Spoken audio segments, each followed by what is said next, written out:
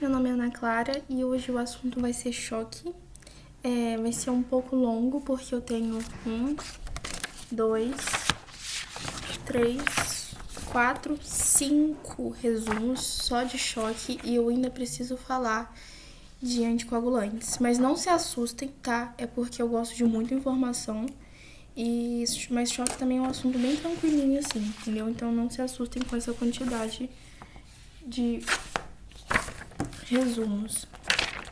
Então, eu vou iniciar falando de choque. O que vocês entendem de choque? Choque, basicamente, é uma síndrome caracterizada em que você tem falta de oxigênio, vamos supor assim. O corpo, para ele funcionar, ele precisa de certa demanda de oxigênio. Então, assim, se o corpo precisa de uma certa demanda e por algum motivo, que a gente vai ver que existem tipos de choque, não consegue fornecer essa quantidade de oxigênio, o paciente ele acaba entrando em choque. Então, olha só, o choque é uma síndrome caracterizada pela incapacidade do sistema circulatório em oferecer oxigênio aos tecidos, o que pode levar à falência múltipla de órgãos. Os tipos de choque, acho que deu para entender essa parte, bem tranquilo. Existem tipos de choque. O choque cardiogênico, que obviamente vai ser algum problema no coração. O choque hipovolêmico, o paciente vai ter alguma hipovolemia, pouco sangramento, pouca quantidade de sangue, né, vamos dizer assim, que acaba levando a um choque hipovolêmico. Choque distributivo e choque obstrutivo. O choque distributivo, esse em específico, vai entrar um subtipos de choque dentro dele, que seria o choque séptico ou o choque anafilático. Tem o choque estamínico também, que ele é parecido com algum dos outros que eu havia citado. Existe o choque neurogênico e a gente vai falar de cada um deles aqui em si. O choque cardiogênico, que nem eu havia citado, ele é algum problema, uma falha que você vai ter no coração. Então, tipo assim, o coração, ele não consegue bombear sangue o suficiente pro corpo. Então, mesmo que tenha sangue no corpo, o problema é no coração. Vamos supor no caso de uma insuficiência cardíaca grave, em que o coração ele não consegue bombear o suficiente. Então, tá pouco sangue enviando pro corpo. Então, o oxigênio circula pelo corpo através do sangue. Então, se tem pouco sangue sendo levado para o corpo, consequentemente vai ter pouco oxigênio. Então, vai ter pode ocasionar um choque. Outras cardiopatias também pode causar. Então, choque cardiogênico, o coração ele não consegue bombear sangue com força suficiente. Mesmo com o sangue no corpo, ele não circula direito, levando a uma falta de oxigênio nos tecidos. Então, pode ser um infarto agudo do miocárdio, pode ser algumas arritmias, pode ser uma insuficiência cardíaca, nem havia citado. O choque hipovolêmico, aqui o coração tá normal, tá tudo normal, entretanto você tem pouca quantidade de sangue sendo levado, mas no sentido, vamos supor que o seguinte, o paciente teve um acidente na BR e houve uma fratura, a fratura dele tá exposta, e com isso você tem uma hemorragia, tá tendo uma hemorragia lá maciça, tá perdendo sangue, perdendo sangue, vai estar pouco sangue sendo levado para o resto do corpo, então vai ter pouco oxigênio. Pronto, você tem um choque hipovolêmico. Mas, por exemplo, desidratação também leva a um choque hipovolêmico, uma diarreia extrema, vamos dizer assim, leva também a um choque hipovolêmico, sabe? Então, o choque hipovolêmico, o corpo ele perde muito líquido, o sangue que circula vai circular em uma quantidade bem menor, o coração ele não consegue bombear esse sangue suficiente, já que tá chegando pouco sangue ao coração, então vai ter menos oxigênio, gerando justamente um choque hipovolêmico. Então, pode ser uma hemorragia externa, pode ser uma hemorragia interna, pode ser queimaduras extensas, pode ser diarreia, pode ser vômito, pode ser alguns distúrbios diuréticos, por exemplo. Então, isso tudo pode levar a um choque hipovolêmico. Agora, o que seria o choque obstrutivo? O choque obstrutivo é quando realmente tem alguma coisa bloqueando, obstruindo a passagem do sangue. Por exemplo, num tamponamento cardíaco ou num pneumotórax que você tem, acredito que talvez no tromboembolismo pulmonar, você também pode tentar lá obstruindo a passagem do sangue. Então, o choque obstrutivo é quando o sangue ele não circula porque tem algo bloqueando o caminho dele. Então, o coração ele não consegue se encher ou esvaziar direito, então o sangue é levado pouco sangue para os tecidos, ocasionando justamente nenhum choque. Viu? Como é um assunto bem tranquilo. E por último, não menos importante, a gente tem o choque distributivo. O choque distributivo, ele tá mais relacionado, vamos dizer, assim, em reações alérgicas. Por quê? Porque você vai ter uma vasodilatação dos vasos. A quantidade de sangue vai ser a mesma, não muda, então tá assim, só que você vai ter uma vasodilatação. Então, concorda que a pressão vai diminuir, então vai ter lugares que você vai receber bastante sangue, não bastante sangue, vai ter lugares que você vai receber sangue normal e outros que você vai receber pouco sangue, olha. No choque distributivo, o vaso sanguíneo se dilata demais, então ocorre uma má distribuição sanguínea. Observação: pessoas com uma infecção grave ou se não picada por inseto, dependendo da toxina, pode ocorrer esse choque, né? Então, os tipos que a gente tem, o choque séptico, o choque anafilático, o choque neurogênico, e eles podem ser causados por uma insuficiência adrenal, por uma reação alérgica, por exemplo, entendeu? Então, o choque séptico é uma infecção sistêmica descontrolada que você tem, em que você vai ter a vasodilatação dos vasos e pá, o paciente teve choque distributivo do tipo séptico, ou choque ou apenas choque séptico, né? Choque anafilático também é a mesma coisa, só que assim, o choque séptico é uma infecção generalizada que você vai ter no corpo, né? Anafilático, esse realmente já vai ser uma reação alérgica. O histamínico é a mesma coisa que o choque anafilático, tá? Então, pode ser uma reação alérgica ao medicamento, pode ser reação alérgica a alguma comida ou a alguma picada de algum bicho, sabe? Então, tem isso. E o choque neurogênico, que basicamente você vai ter uma perda do controle simpático sobre os vasos. Então, assim, pode causar uma lesão medular, principalmente quando você vai fazer uma anestesia geral profunda, né? Então, quando você faz uma anestesia geral profunda, se você não tomar cuidado, pode ter uma lesão ali no sistema nervoso simpático, ocasionando essa vasodilatação do paciente, gerando esse choque séptico, esse choque neurogênico que a gente tem. Sobre os estágios do choque, existe o estágio compensado ou não progressivo, e existe o progressivo, e existe o irreversível. O não compensado que vai ter mecanismos no teu corpo que vai, vamos dizer assim, tentar manter essa perfusão no choque em si, né? Então vai ter alguns mecanismos que vão tentar manter a perfusão nos órgãos, evitando que o choque aconteça. Então, alguns órgãos nobres, o que vai priorizar receber sangue para órgãos nobres, né? Por exemplo, como o cérebro, né? Que se o cérebro não receber oxigênio, meu filho, já era. Então, olha só, o corpo ainda consegue manter a perfusão dos órgãos, é um mecanismo compensatório que acaba ativando e mantendo a pressão arterial e o débito cardíaco mais ou menos no normal. Então, esse seria o tipo de choque não progressivo ou se não compensado. Agora, o progressivo é quando chega um momento em que o sistema compensatório não vai conseguir manter essa perfusão para os órgãos nobres e vai acabar progredindo para um tipo de choque irreversível, irreversível, que os danos são tão graves que mesmo com o tratamento você não vai conseguir recuperar o paciente 100% normal. O paciente ele vai ter algumas sequelas, sabe? Então, esses são os tipos de choque que a gente tem. E sobre os sintomas, como você identifica que um paciente está em choque?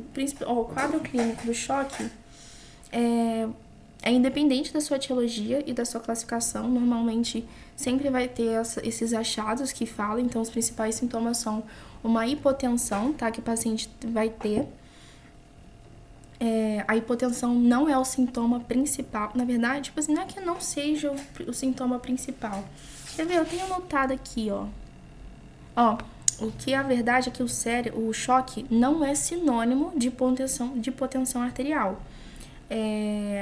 Por isso, a hipotensão não é sinônimo de perfusão orgânica. Então, embora a hipotensão seja um sinal clínico mais evidente, ela não faz parte da definição do choque. O choque não é que o paciente está com hipotensão. Não é tipo assim, o choque é a mesma... Não sei explicar. Não é a mesma coisa que hipotensão. O principal sintoma clínico é a hipotensão, mas o choque é a baixa oferta de oxigênio. O corpo pede uma demanda alta de oxigênio, mas fornece pouco oxigênio, entendeu?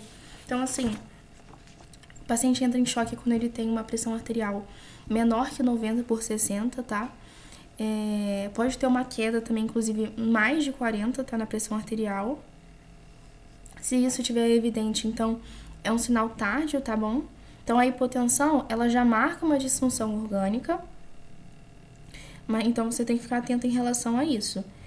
Taquicardia, que é um mecanismo compensatório, então o paciente, como que gera a hipotensão? A hipotensão vai acabar causando uma taquicardia reflexa, né? Então é um mecanismo compensatório que você tem. Oligúria vai diminuir o fluxo renal, então pode, se você não tratar direito, você pode ter uma lesão renal direta ou uma disfunção orgânica instalada. Alteração no estado mental, o paciente ou ele vai estar confuso, ou ele vai estar agitado, pode estar em caso de sonolência, pode estar em caso de coma também. Que mais? Então, esses são os principais sintomas do choque. Eu anotei um negócio aqui, ó, choque oculto ou compensado. Foi o que eu falei, né? Quando os tecidos já estão sofrendo por falta de oxigênio, mas os sinais vitais ainda parecem normais, né? Que eu tenho um mecanismo compensatório ali. No laboratório, para a gente identificar o choque, a gente pede lactato. Porque o lactato ele é um marcador de hipoperfusão tecidual. Lembrando que tem lá os mecanismos lá que eu não lembro, que quando você não recebe oxigênio direito, o corpo ele vai para outra via, né? Uma das vias é a produção de lactato. Então, geralmente a gente pede uma hiperlactemia do tipo A, que se tiver com níveis elevados maior, que o normal indica que o paciente está em choque. Aí tem um tratamento aqui do choque que eu anotei, que é baseado em 3 tipos de pilares: suporte ventilatório, ressuscitação volêmica e drogas vasoativas e outras terapias, que é o que a gente vai falar sobre aqui. Não sei se eu falo sobre isso daqui. Não vou falar sobre isso daqui não, porque senão o vídeo vai ficar muito grande. Mas vamos lá. Vamos iniciar, então, o seguinte. Então, já falamos do choque, né? Aqui, ó. Choque, estado de hipoperfusão, uma isquemia generalizada dos órgãos. Então, você tem um desbalanço entre a oferta e consumo de oxigênio. As células elas não recebem o aporte de oxigênio necessário para manter a homeostase. Aí, a gente tem que o DO é a oferta tecidual de oxigênio e ela deve ser mantida para a perfusão orgânica adequada.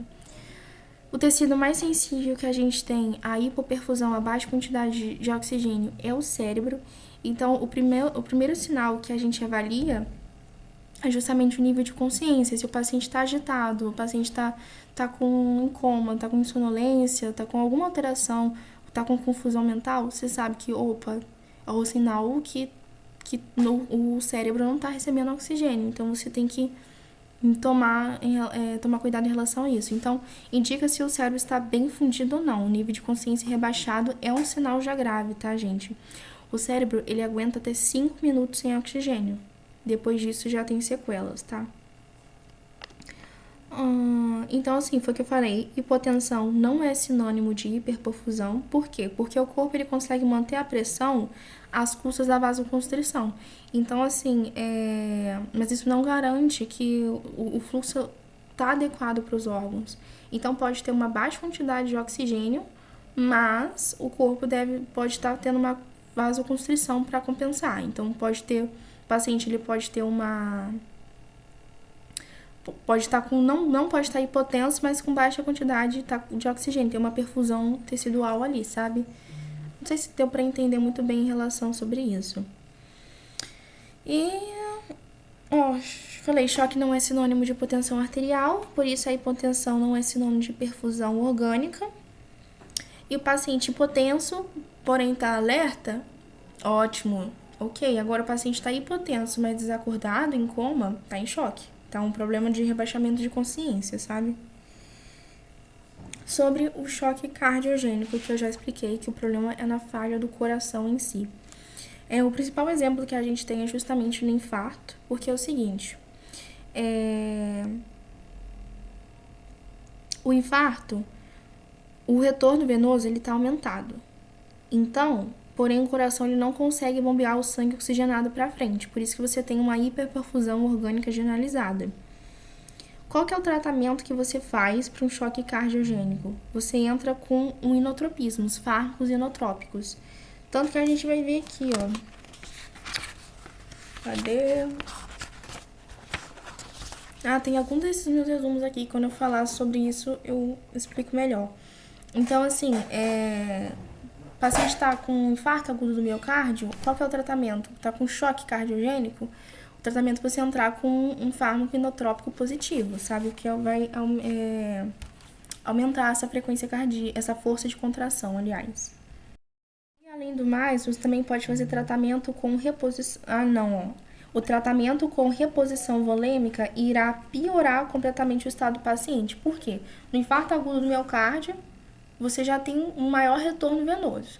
Você faz a reposição volêmica, vai aumentar ainda mais o retorno venoso, mas você tem um problema no coração em si.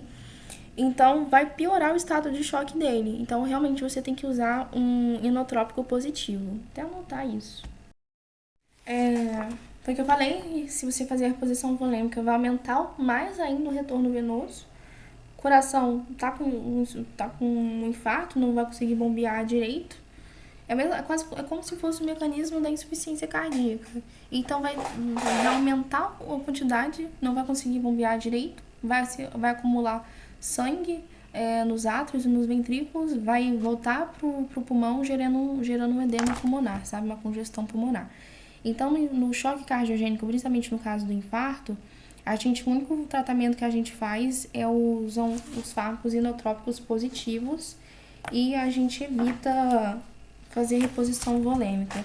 Agora, um fármaco inotrópico positivo, eu não sei. Deixa eu ver aqui. Fármaco inotrópico positivo. O celular travou. A gente tem um exemplo de... dobutamina. Que eu vou falar sobre isso, né? Que são os vasopressores. Dobutamina, dopamina, digoxina. São esses fármacos aí que a gente pode usar, né? Então, vou até colocar entre aspas aqui. Eu queria achar onde que tá com isso. Acho que tá aqui. Cadê? Onde que tá, gente? Eu tô meio que perdida nos meus resumos. É verdade. Então, se tiver um choque cardiogênico, por exemplo, no caso de um infarto, usa a dobutamina porque ela tem ação principalmente beta-1, tá, gente? Então, vou até colocar aqui, ó. Dobutamina, né? Que eu falei, dobutamina.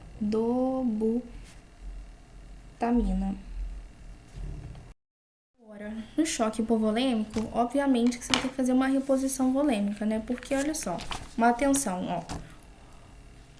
O choque hipovolêmico é um choque por hipovolemia absoluta, tá? Que é o distúrbio primário que a gente tem. Então, o líquido arterial está sendo perdido. E se o líquido está presente no extravascular como forma de edema, gente, isso não deve ser considerado como um choque, tá? Porque ainda tem um pouco de sangue ali presente nos vasos, tá? Então, o tratamento para o choque hipovolêmico é realmente uma reposição volêmica. Mais pra frente eu vou falar sobre os tipos de cristalóides e colóides que a gente tem que estar relacionado com a reposição volêmica. Então, o tratamento é reposição volêmica. Quais são as causas que eu falei? Pode ser pode ser hemorragia e as causas não hemorrágicas, como diarreia, vômito, algum sinal de desidratação, grandes queimados, tudo isso, sabe? E agora, em relação ao choque distributivo. Lembra que no choque hipovolêmico eu falei que você tem uma hipovolemia absoluta? Que no caso o líquido arterial está totalmente perdido. Agora, no choque distributivo você tem uma hipovolemia relativa. Significa o quê? Que o sangue que está dentro das artérias é o mesmo, não mudou, a quantidade não ganhou nem perdeu, porém você tem uma vasodilatação delas. Então, assim, quando você tem essa vasodilatação, a pressão ela vai lá e cai e não ocorre uma perfusão adequada dos órgãos. Então, a hipovolemia relativa, o conteúdo arterial é o mesmo, mas os vasos estão dilatados. Por isso, quase sempre repor volume não é a conduta certa, tá? O que a gente faz? Como eu falei, existe choque anafilático, que é quando você tem uma reação alérgica, né? A anafilaxia ocorre grande vasodilatação e liberação intensa de histamina. E tem o choque séptico, que acontece que é uma infecção sistêmica que a gente tem. Qual que é o tratamento, então, do choque distributivo? Se você tem uma vasodilatação, obviamente você vai querer fazer o quê? Uma vasoconstrição. Então, você vai ter que utilizar vasopressinas do tipo vasoconstritoras, que a gente tem também. Que no caso, pode ser a mais adequada, no caso, é a noradrenalina, porque ela é muito vasoconstritora, ela tem muita ação em alfa, tá? E pouca ação em beta. Mas a gente também tem a adrenalina, caso você não tenha noradrenalina, você pode utilizar a adrenalina. Só que a adrenalina, ela tem mais ação, na verdade, beta do que alfa. Então, talvez, no caso, realmente a adrenalina não funcionaria. Muito menos a dobutamina. E tem a fenilefrina, né? A fenilefrina, ela vasoconstrição para alfa 1. Então, talvez, enfim. A alfa 1 vai fazer a vasoconstrição, exatamente. Eu tava confundindo. Então, pode ser utilizado ou a noradrenalina ou se não a fenilefrina, sabe? Uma coisa que eu não falei, mas é o seguinte, lembrando que o choque distributivo foi o que eu falei, existe o choque séptico e o anafilático. O séptico, você tem broncoconstrição, broncoespasmo, aliás, né? Então, assim, o que você vai querer, então, foi o que eu tô falando do choque anafilático, né? É que eu tô pensando ao mesmo tempo que falo.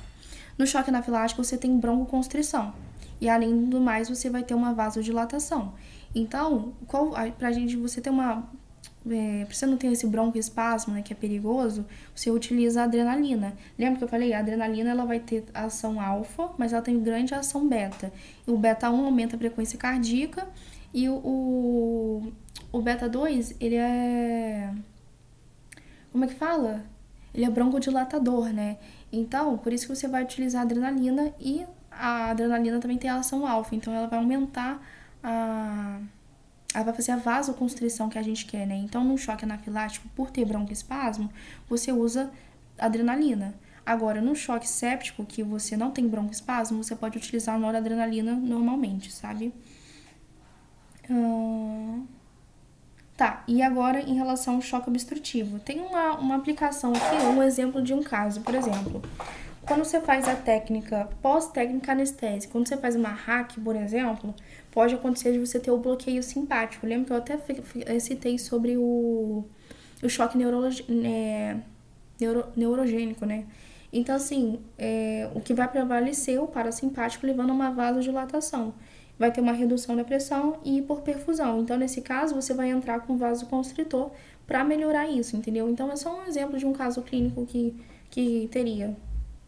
Vamos supor, talvez, na prova. Agora, o choque obstrutivo foi assim, você tem uma falha cardíaca, mas a falha cardíaca não é pelo motivo do coração, né? Tem alguma coisa externa que está bloqueando o fluxo sanguíneo. Como um tromboembolismo pulmonar, que nem havia citado, pode ser um pneumotórax, pode ser por um tamponamento cardíaco, por exemplo. Então, o coração ele não consegue se encher o suficiente, então na hora que ele contrai, ele não tem volume para ser jogado, por isso que o paciente ele entra em choque obstrutivo. Aí, no caso do choque obstrutivo, não tem outros, é realmente uma cirurgia.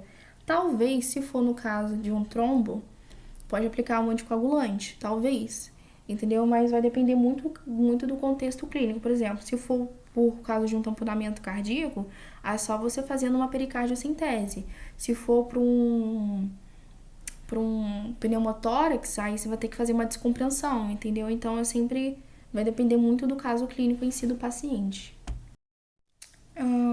Tá.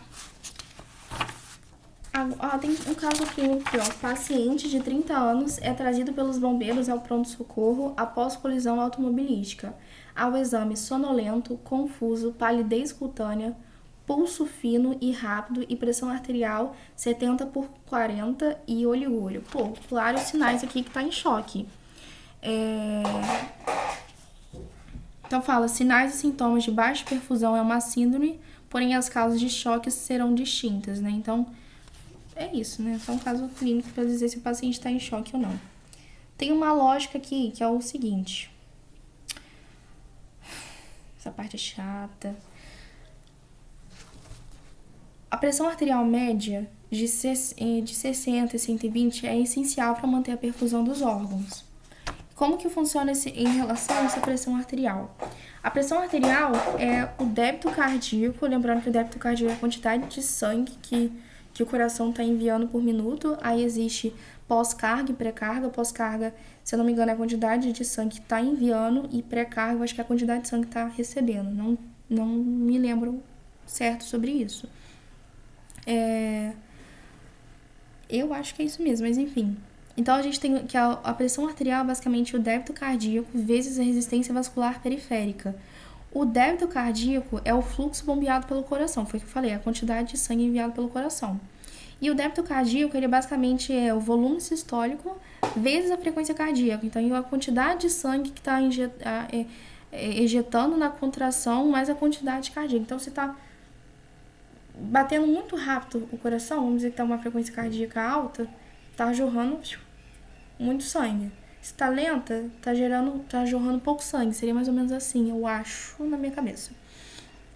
E a resistência vascular periférica é determinada pelo tônus arteriolar, né? Pela pós-carga em si.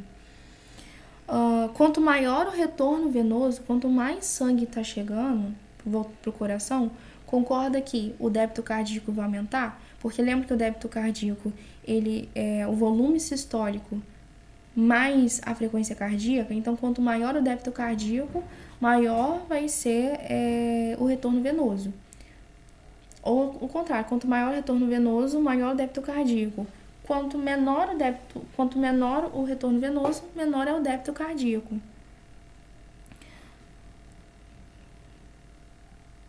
Aí isso faz sentido porque o retorno venoso, a reposição volêmica com soro vai aumentar o retorno venoso, então vai aumentar o débito cardíaco, que vai aumentar a pressão arterial. No caso, além de você fazer isso, lembra quando o paciente tá com pressão caiu, teve uma síncope e fala para você levantar a perna da pessoa? Justamente para você aumentar o retorno venoso, que aumenta o débito cardíaco, que aumenta a frequência cardíaca, que vai aumentar a pressão arterial. Vamos dizer assim, né? Então é isso. O que determina o débito cardíaco? Aliás, o que determina o volume sistólico, né? Porque o débito cardíaco vai depender justamente do volume sistólico e da frequência cardíaca. Então, assim, o que vai depender do volume sistólico? O retorno venoso. Se tiver pouco sangue indo pro coração, menor vai ser o retorno venoso, né? Aliás, se tiver pouco sangue, quanto menor o retorno cardíaco, menor vai ser o tempo de enchimento da sístole. Então, o volume de contração vai ser menor. Contratibilidade também, o coração, se ele tá contraindo pouco, menos sangue vai estar sendo enviado, sabe? Então, vai diminuir, consequentemente, o retorno venoso. E a resistência vascular periférica, né? Se tiver, por exemplo, o calibre vai estar contraído, vamos dizer assim, dos vasos, concorda comigo que o ventrículo esquerdo vai ter que estar fazendo uma força maior para injetar o sangue, vai ocasionar tudo aquilo de novo, sabe? No caso, agora, o que determina a frequência cardíaca? O débito cardíaco até 170 batimentos, tá? Porque se subir acima de 170 batimentos por minuto, o coração ele não consegue se encher direito, então vai conseguir nutrir menos as artérias, que pode levar a uma isquemia, né? Então olha só. Após isso, o coração não consegue se encher direito, não terá tempo de diástole para se encher, não consegue nutrir o miocárdio, não consegue injetar também pro o volume sistólico, vai piorar a situação, pode levar um infarto, né, que nem a gente citou. E que mais que eu vou falar? Peraí. E sobre a parte que eu falei do lactato aquela hora, ó. Sabia que eu tinha lido isso aqui em algum lugar, ó.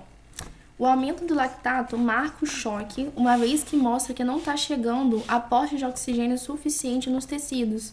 Então, se não está recebendo oxigênio suficiente nos tecidos, a célula, ela passa apenas pela glicólise como respiração celular. E o produto da glicólise é justamente o lactato, por isso que aumenta o lactato. Então, o lactato serve justamente para saber se está ou não acontecendo choque. Apesar dos sinais clínicos, né, que a gente olha e já bate, caramba, o paciente está em choque, pede o lactato, tá? O que mais? Já vou iniciar falando sobre agora os soros, né, que a gente tem. Existem dois tipos de soro, existem os cristalóides e os coloides. Os coloides, eles são, vamos dizer assim, mais eficientes, porém mais caros, né, porque eles vão possuir proteínas, principalmente a albumina, que vai manter o líquido dentro dos vasos. Agora, os cristalóides são mais baratos, né, e eles não têm essa proteína, principalmente a albumina, né? Eles vão ter alguns sais minerais, algumas outras características boas em si, mas a albumina em si não. O primeiro que a gente usa em consideração são os cristalóides, porque muitas vezes os cristalóides já são suficientes para aumentar esse, como que fala? Esqueci o nome agora, essa reposição volêmica de fluidos em si, né? Então, os cristalóides, basicamente que a gente tem o primeiro que seria soluções de água e algum tipo de sal, basicamente, que seria os cristalóides. Então, o cristalóide é um soro com substâncias pequenas dissolvidas em água. É utilizado para você hidratar o corpo do paciente, aumentar o volume de sangue, principalmente em choques, principalmente em caso de desidratação. Quando você vai lá no hospital e você toma soro, o soro que você está tomando é um cristalóide, sabe? Então, é a primeira escolha para pacientes, no caso, com trauma, para choque. Só se no caso resolver, aí você pode entrar com um coloide. O paciente está com choque hipovolêmico, entrou com um cristalóide, não adiantou. Aí, sei lá, vamos supor que no caso dele você pode entrar com um coloide, não adiantou? Aí você entra com uma vasopressina, né? Que no caso seria, por exemplo, a adrenalina. Adrenalina? Eu falei choque hipovolêmico. Uma adrenalina, né? Isso caso se você não conseguir. Mas você tem que tratar primeiro a hipovolemia, sabe? Sabe? Deu pra entender? Voltando mais no hipovolêmico, o caso é o principal uso mesmo que se inicia com cristalóide. Mas a gente só usa vasopressores se não der certo, sabe? Voltando aqui. Então, olha só, cristalóides a gente usa para expansão volêmica e é imprescindível ter um íon na solução para manter o líquido no meio intravascular. As vantagens é que ele tem uma segurança clínica, se for tiver alguma toxicidade seria só apenas com os íons, né? Porque como que o paciente vai ter alergia à água, né? Não, mas tem um negócio que o paciente não gosta de água, mas isso é um negócio da raiva, tá? E é outra coisa. E ele tem baixo custo. Só que a gente tem uma regra no caso se você for usar os cristalóides. A regra é que a gente fala de 3 por 1. Que basicamente, como o cristalóide ele não possui essa albumina para manter o líquido dentro do vaso do paciente, então a maioria do líquido é extravasado. Então, se o paciente perdeu 1 ml de sangue, exatamente, se o paciente perdeu 1 ml de sangue, você faz 3 ml de cristalóide. Por quê? Porque os outros dois vai virar edema. Então, por isso que você faz essa regrinha, né? Porque 2 ml normalmente do cristalóide vira edema. Se o paciente fez... Então, tipo assim, então você faz a cada 1 ml de sangue perdido, regra de 3, você faz 3 ml de sangue no cristalóide. O cristalóide ele é menos eficiente, por isso essa regra. Ele não é igual à albumina ou coloide, que aumenta a pressão pressão oncótica, né? Por isso o volume circulante total efetivamente aumenta menos do que esperado e a reposição tem que ser monitorada justamente por isso. Aí os soros que a gente tem o soro, o mais comum é o soro fisiológico 0,9%, mas tem o 0,45%, tem o 3%. Cada um tem as suas particularidades. Eu anotei, mas eu não vou falar aqui, porque senão vai ficar muito grande o vídeo, que já tá grande, inclusive. Isso aqui é muito importante e muito engraçado também agora é sobre a água destilada e o soro glicosado.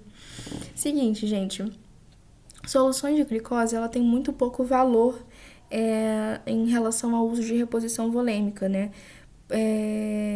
porque ela tem uma rápida metabolização em si da glicose. Então, a glicose, ela vai ser transformada em água livre, que vai acabar distribuindo para os tecidos, mas não vai aumentar o volume de forma significativa no caso de um choque. Por isso que se o paciente está, por exemplo, com um choque hipovolêmico e você quer tratar utilizando um soro glicosado, você vai matar o paciente, né? Porque, novamente, essa glicose ela vai ser convertida em água e essa água vai ser distribuída para os tecidos e não de forma significativa para aumentar toda essa pressão, aumentar o débito cardíaco, aumentar o volume, blá blá blá blá, essas coisas, sabe?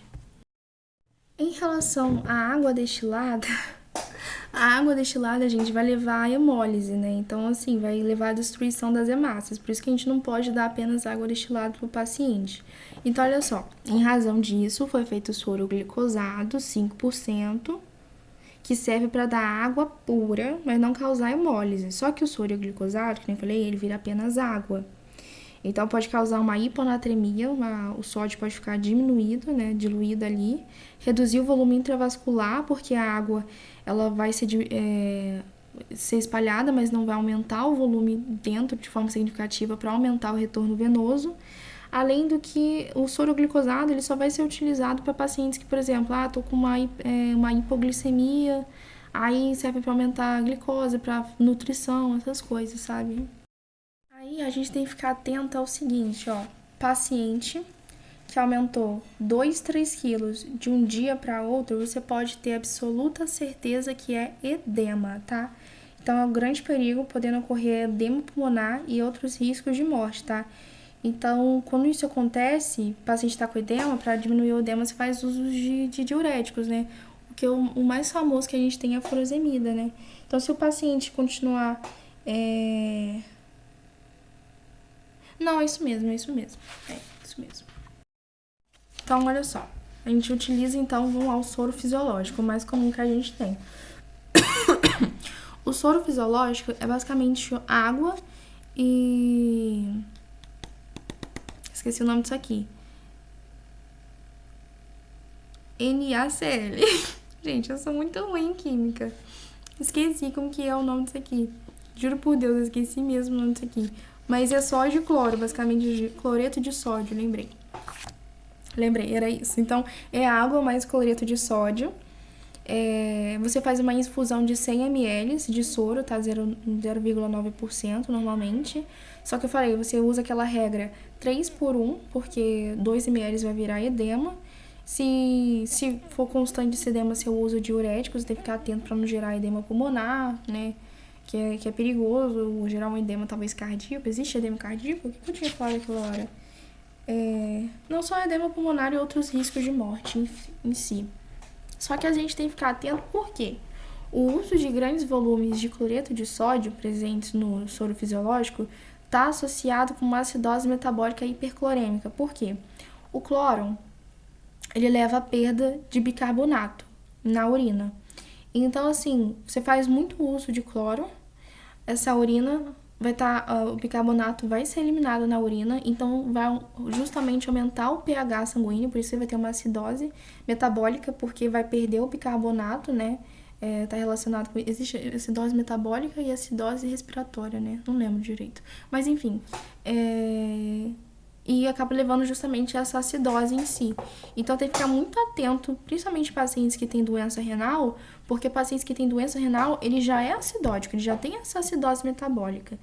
Se você faz o uso desse soro, pode acabar piorando a função renal dele mais ainda. Agora, o nosso queridíssimo e essencial que a gente tem, que é o Ringer lactato, né, que é um dos mais famosos. O Ringer lactato, ele contém outros íons, além do cloreto de sódio, ele vai ter o cálcio e o potássio, o que permite você ter uma redução na quantidade de sódio na solução em si. E além do mais, além dele ter sódio, potássio E cálcio, ele também tem uma adição de lactato, né? Que permite você reduzir o cloro em si. Então, a solução ela vai ficar mais semelhante ao plasma. Só que você tem que ter uma observação que é o seguinte: o ringer lactato, ele pode causar uma discreta alcalose, porque o lactato, quando você aplica ele no corpo, ele acaba sendo metabolizado em bicarbonato. Então, causando essa alcalose aí, sabe? Então, a gente tem que ficar atento com o soro fisiológico normal, pode causar uma acidose metabólica hiperclorêmica, e o ringer lactato pode causar uma alcalose em si. Aí tem um exemplo de uma aplicação, né, que ó, o paciente está fazendo transfusão sanguínea e não pode fazer reposição volêmica com ringer lactato. Por quê? Olha só, a bolsa de sangue, ela contém quelante de cálcio, e a gente sabe que o ringer lactato não tem cálcio. Então, assim, o quelante meio que roubaria o cálcio do ringer lactato, diminuindo o seu efeito. Então, não faz sentido você utilizar o ringer lactato em pacientes com transfusão sanguínea. Além do mais, o paciente com doença renal tem altas quantidades de potássio no sangue. E a gente sabe que o ringer lactato tem o quê? Potássio. Então, você pode acabar causando uma hipercalemia no paciente, o que por si só já é muito perigoso. Então, essa quantidade de potássio em si. Então, se você faz uma reposição volêmica, aumentaria mais ainda a quantidade de potássio no sangue. Então, pacientes em transfusão sanguínea e pacientes com doença renal, você faz expansão volêmica apenas com soro fisiológico, viu? O que eu vou fazer? Eu vou parar o vídeo agora, porque eu vou entrar na parte de coloides e eu vou dividir em parte 2 esse vídeo, tá bom? Beijos, até a próxima.